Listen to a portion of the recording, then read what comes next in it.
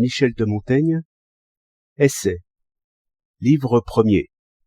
Chapitre 53. Sur un mot de César.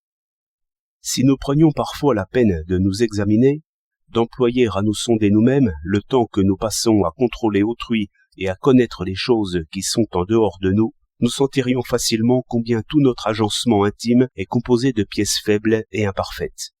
N'est-ce pas une preuve notoire de notre imperfection que de ne pouvoir nous contenter de rien et, sous l'empire de la passion et de l'imagination, ne parvenir à discerner ce qu'il nous faut?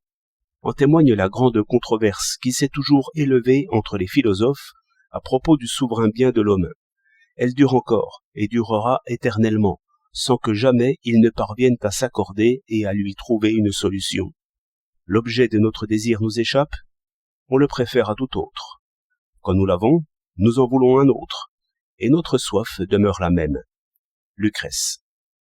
Quel que soit ce qui vient à notre connaissance et dont nous disposions, nous sentons que cela ne nous satisfait pas, et nous courons toujours après les choses futures et inconnues, car celles du présent ne parviennent pas à nous combler.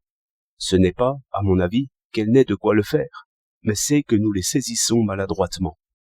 Il vit que tout ce qui est pour vivre nécessaire était offert ou presque aux mortels. Les puissants regorgeaient de richesses et d'honneur, et fiers de leurs enfants à la bonne renommée.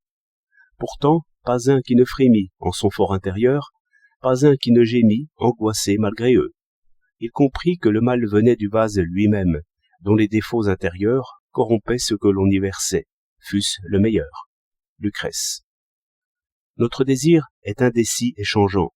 Il ne sait rien conserver, ni jouir de rien convenablement.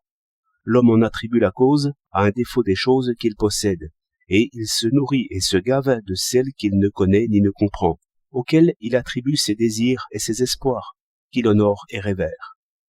Comme le disait César, car c'est une erreur courante et naturelle chez l'homme que de ressentir une confiance accrue ou une terreur plus vive devant une situation inconnue et nouvelle.